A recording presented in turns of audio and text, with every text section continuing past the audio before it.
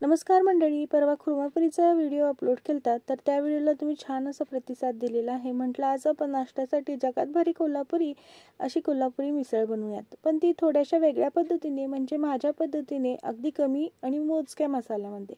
तर व्हिडिओ शेवटपर्यंत नक्की पहा. चला बनवूयात. कढईमध्ये छोटा 1 चमचा तेल घ्यायचं आहे. यामध्ये अर्धी वाटी सुकं खोबरं बारीक चिरून टाकलेलं आहे. आता हे मध्यम गॅसवरती डाग पडूसपर्यंत भाजून घ्यायचं आहे. असा कलर आला की काढून घ्यायचा आहे. त्यानंतर मोठ्या आकाराचा कांदा लांब चिरून टाकून घ्यायचा आहे आणि यामध्ये सुद्धा छोटा 1 चमचा तेल टाकून घ्यायचं आणि मध्यम गॅसवरती याला देखील डाग पडूसपर्यंत भाजून घ्यायचं आहे. आता डाग पडल्यानंतर यामध्ये 8 ते 10 लसणाच्या पाकळ्या, 1 इंच आल्याचा तुकडा टाकून मिनिटभरासाठी परतवून घ्यायचं आणि हे देखील खोबऱ्याच्या प्लेटमध्ये काढून घ्यायचं आहे. त्यानंतर गरम मसाल्यामध्ये मी 2 दालचिनीचे तुकडे, 2 हिरव्या वेलच्या, 2 दगडफूल टाकून घेतलेले आहेत.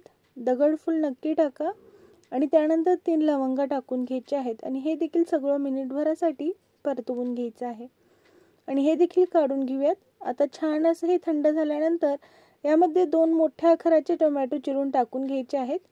1 मुठी कोथिंबीर टाकून घ्यायची आहे आणि गरजेनुसार पाणी टाकून मिक्सरच्या भांड्यामध्ये हे वाटून घ्यायचं आहे.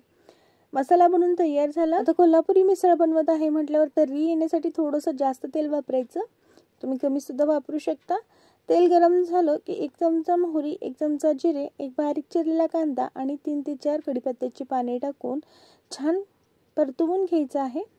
कांद्याचा कलर बदलला की बनवलेला जो मसाला होता तो यामध्ये टाकून घ्यायचा आणि मध्यम गॅसवरती छान 3 ते 4 मिनिटांसाठी मसाला आपल्याला भाजून घ्यायचा आहे. जितका छान मसाला भाजू तितकी छान चव तर्रीला येणार आहे, म्हणजे आपल्या मिसळला येणार आहे. मसाला छान भाजलेला आहे. आता यामध्ये कांदा लसूण चटणी टाकून घेऊयात. कांदा लसूण चटणी टाकल्यामुळे मी कोणतेही दुसरे मसाले टाकणार नाही, जसे हळद, धना पावडर, कारण की कांदा लसूण चटणीमध्ये ऑलरेडी हे सगळे मसाले असतात.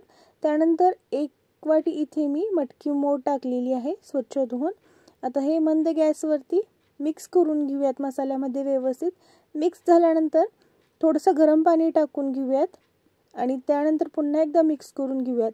आता याला छान असं कट सुटूसपर्यंत किंवा तर्री सुटूसपर्यंत झाकून शिजवायचं आहे, म्हणजे मटकी मोड ही व्यवस्थित शिजते.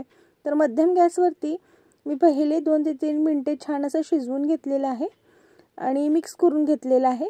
तर अजून याला व्यवस्थित अशी तर्री आलेली नाही, तेल सुटलेलं नाही, त्यामुळे पुन्हा एकदा झाकून मी 2 मिनिटांसाठी शिजवून घेतलेलं आहे. 2 मिनिटांनंतर बघू शकता छान वरती तेल सुटलेलं आहे. आता यामध्ये गरजेनुसार गरम पाणी टाकून घ्यायचं. गरम पाणीच वापरा. त्यानंतर चवीनुसार, म्हणजे 1.5 चमचा इथे मी मीठ टाकून घेतलेलं आहे. फक्त अर्धा चमचा गरम मसाला पावडर टाकून घ्यायची, थोडीशी कोथिंबीर टाकून घ्यायची आणि उकळल्यानंतर छोटासा गुळाचा खडा टाकून घ्यायचा आहे. गुळाचा खडा टाकल्यामुळे गोड बनत नाही, फक्त आपण जे मसाले टाकलेले आहेत ते मसाल्यांचे टेस्ट बॅलन्स करण्यासाठी, त्यातला कडवटपणा कमी करण्यासाठी आपल्याला गुळाचा वापर करायचा आहे आणि त्यानंतर 5 ते 6 मिनिटे बारीक गॅसवरती शिजवून घ्यायचं आहे. तर तयार आहे मस्त झणझणीत अशी आपली कोल्हापुरी मिसळ. आता गॅस बंद करूयात आणि सर्व करून घेऊयात, पण यामध्ये गुळाचा खडा नक्कीच आवर्जून टाका. आता इथे मी प्लेटमध्ये आधी फरसाण टाकून घेतलेलं आहे. त्यानंतर मटकीची उसळ टाकून घ्यायची आणि त्यानंतर वरून तर्री टाकून घ्यायची.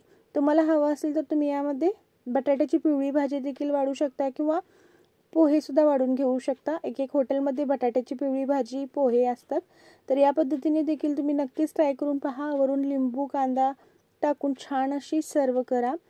रेसिपी कशी वाटली सांगायला विसरू नका. अगदी सोप्या पद्धतीने दाखवलेली आहे. ना सेपरेट मटकीची भाजी बनवलेली आहे ना काही. कमी वेळेत मस्त झणझणीत अशी कोल्हापुरी मिसळ बनवून तयार आहे. आता यानंतरची नाश्ता रेसिपी कोणती हवी आहे कमेंट्समध्ये नक्कीच सांगा. रेसिपी आवडली असेल तर व्हिडिओला लाईक, शेअर नक्की